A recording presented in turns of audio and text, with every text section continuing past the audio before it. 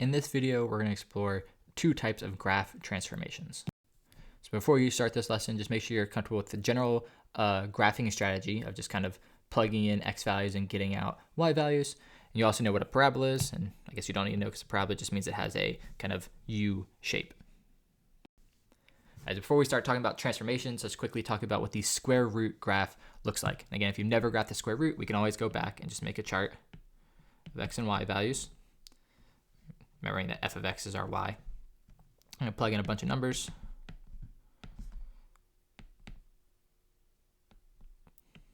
I'm plugging in specific numbers just to make it go a little bit quicker. If I plug in -2 in for x, I get the square root of -2, and that's not possible. So it basically says I can't plug in a negative. Same thing with -1, that's not possible. All right, so there should be nothing on the left-hand side of my graph because all the negative x values are not possible in the square root function. But I can take the square root of 0, that's 0. I can take the square root of 1, that's 1. The square root of 4 is 2. That's why I picked these specific numbers, is 3. But each of these pairs gives me a point on my graph. If I plug in 0, I get out 0, means the point 0, 0 is on my graph. Plug in 1, get out 1, the point 1, 1 is on my graph. The point 4, 2 is going to be on my graph. And 9, 3, which would be like over there, is on my graph. And those are the nice values. You kind of see what's happening. It's going to the right and getting a little bit bigger. So the square root graph kind of just looks like that. And of course, I missed the dots a little bit. So it's a little bit more curved. Let's see if I can do it a little bit better with the green line. Oh, yeah, that's better. All right, but you can see the general shape. It's kind of this slow curve going upward. And again, importantly, there's nothing on this side of the graph because I can't put in a negative into the square root function. I also remember the graph of x squared. I can even just show you why it's going to look the way it does real quick. If I do the same thing and just plug in some numbers. All right, -2 squared is 4. -1 squared is 1. 0 squared is 0. 1 squared is 1. 2 squared is 4. All right, so that's going to give me some points on my graph.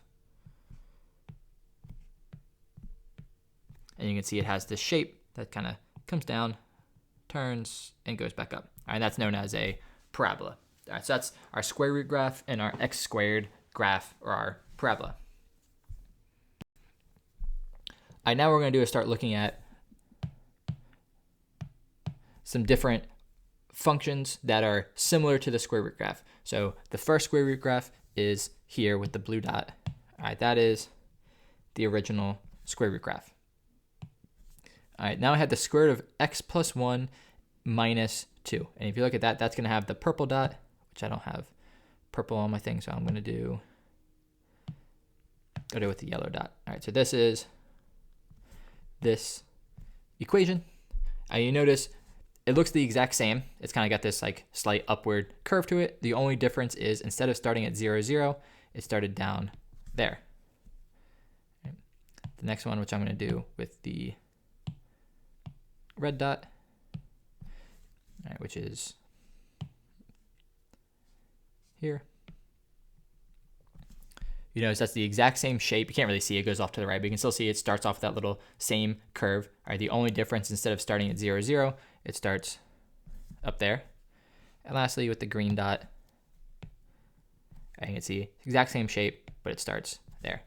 All right, so what is the pattern that's happening? The thing I want you to recognize in this picture is just that all that's happening in my equations is that I'm adding or subtracting in the square root, and I'm adding or subtracting after the square root. And you just notice it's basically the same graph, it just happens in a different place. So let's look at the same thing with our parabolas. So our original parabola is here with the blue dot at 0, 0. Our next one is the purple, which I'll do in red. All right, so the purple graph is there. That's this one. Next is the orange graph. And then the green graph. All right, but you can see all these graphs again are just a parabola. The only difference is they start in a different place. And what do we do? All right, we added or subtracted in the parentheses, or we added or subtracted after. All right, so just notice that if you add or subtract in or outside, it's just going to move your graph a bit, but keep the exact same shape. All right, now let's try to look for the pattern. All right, the easier pattern is just to see whatever numbers at the back here is the same as the y value of where it starts. All right, so if I subtract 1, my graph moves down, and now it starts lower. If I subtract 2, I move down, and now my graph starts lower.